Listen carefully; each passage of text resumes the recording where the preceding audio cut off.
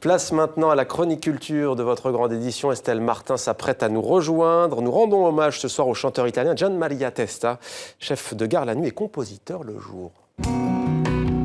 Nuovo come nuova la stagione e nuovo il nome che la chiamerà.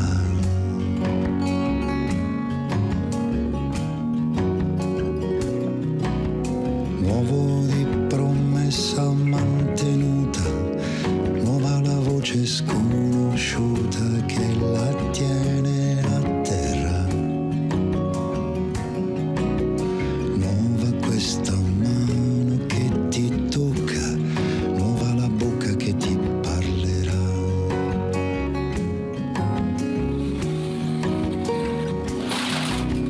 Nuovo Estelle Martin qui fait son grand retour dans 64 minutes. Bonsoir Estelle. Bonsoir, Ravi de vous retrouver. Vous vouliez rendre hommage ce soir donc à cet artiste Gian Maria Testa, trop tôt disparu. Oui, c'était le chanteur des paysans et des migrants. Il avait vraiment défendu dans un album les migrants, rappelant aux Italiens que les Italiens eux-mêmes avaient été des migrants et que c'était important de le rappeler. Alors il était originaire du Piémont et c'était un Italien, mais il était plutôt connu en France et pour cause, puisque c'est en France qu'il a été, c'est par une Française qu'il a été découvert, la productrice Nicole Courtois-Higelin. C'était en 1994 et c'est grâce à elle qu'il a sorti son premier album, Les Montgolfières. Gian Maria Testa était un artiste engagé, un libre penseur, un humaniste et il était toujours très ancré dans la réalité parce que vous savez qu'au début il était chef de gare et il est resté chef de gare pendant 12 ans, c'est-à-dire qu'il était chef de gare la nuit et que la journée il devenait compositeur-interprète parce qu'il considérait qu'il fallait qu'il garde un vrai métier, enfin surtout son père, hein, puisque son père, pour son père faire de la musique c'était pas vraiment très sérieux, mais il l'a prouvé ensuite que c'était très sérieux et c'était un chanteur très sensible. Vous aurez peut-être apprécié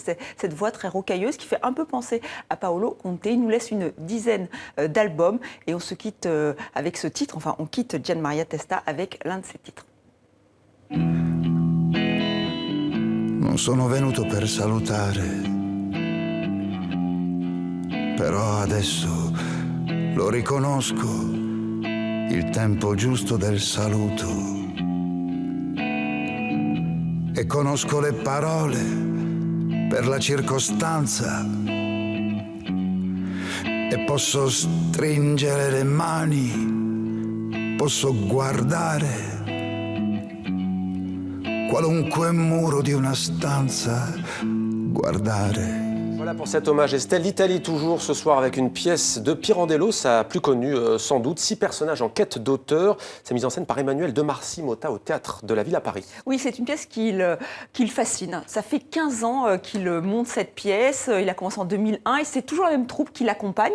Et ils sont partis dans le monde entier avec cette pièce. Il a fait voyager. Alors là, ils sont à Paris, mais ils seront à Berlin en juin, puis Moscou l'année prochaine. Alors pourquoi cette pièce le fascine? Parce qu'elle fascine un peu tout le monde. C'est une mise en abîme du théâtre. En fait, Pirandello, l'auteur, imagine que 6 personnages prennent vie. Et là, ils vont dans un théâtre et ils décident qu'ils veulent qu'on représente leur vie, leur drame. Et donc, il y a vraiment une compétition qui se fait avec les vrais acteurs. Mais justement, le vrai et le faux, on s'y perd. Alors, Emmanuel de Marcy-Motta, vous voyez, signe une mise en scène très onirique. On glisse vraiment avec un jeu d'ombre et lumière. Nous l'avons rencontré dans son théâtre, le Théâtre de la Ville à Paris. Nous sommes en quête d'un auteur. D'un auteur? Quel auteur? N'importe quel auteur, monsieur. Une pièce qui est un hommage à l'art du théâtre, à l'art de la scène, c'est-à-dire à l'endroit où la fiction devient plus forte que la réalité.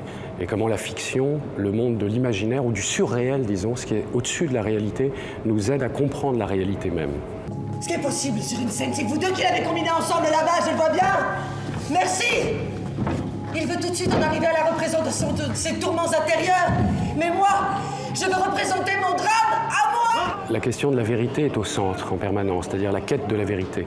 Mais pour arriver à la vérité, on voit que souvent dans les personnages de Pirandello, comme dans notre propre vie, si on est totalement honnête avec soi-même et avec l'autre, il y a aussi souvent la question de la culpabilité qui est assumée. Regardez-la, à vivre sa scène. Mais non, pas moi. Si je ne peux pas m'en aller, je resterai, mais je le redis, je ne joue pas. Vous pouvez l'y forcer, vous, monsieur. Personne ne peut m'y forcer. Je t'y forcerai, moi. Attendez. Plus la pièce avance, plus on se rapproche aussi de la question de la mort des personnages ou de la mort des êtres humains, avec cette très grande idée qui est que le personnage, lui, finalement, durera après nous. Nous ne serons plus là, mais cette pièce sera encore jouée dans 200 ans, 300 ans, ailleurs. Le personnage survit et dépasse, c'est-à-dire la création dépasse le créateur et dépasse notre propre existence.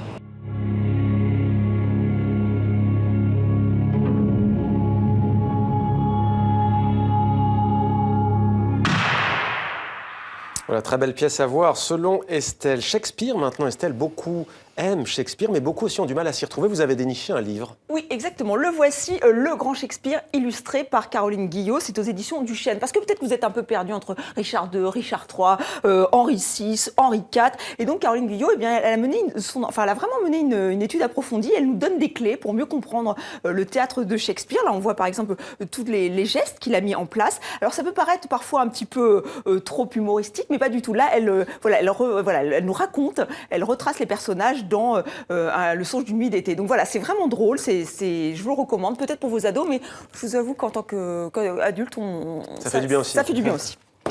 Et une dernière information qu'on vient de l'apprendre. Je sais que vous êtes très élégant, vous aimez beaucoup la mode et vous vous demandiez tous qui va succéder à Hedi Slimane chez Yves Saint Laurent. Eh bien, on l'a appris, c'est Anthony Vaccarello, le créateur belge d'origine italienne, reprend la direction artistique. Ce n'est pas une grande surprise, il faut l'avouer, puisque la rumeur courait. Il serait déjà à pied d'œuvre sur le printemps-été 2017. Alors pourquoi a-t-il été choisi? Eh bien, il a un style qui est tout sauf mièvre. C'est-à-dire que c'est sulfureux, mais ça ne tombe jamais dans le vulgaire. C'est tout à fait Yves Saint Laurent. Et moi, j'ai hâte de voir ses futures créations. Ça me va pas mal, Estelle. Merci à vous, c'était Demander le programme. À demain, Estelle. À demain.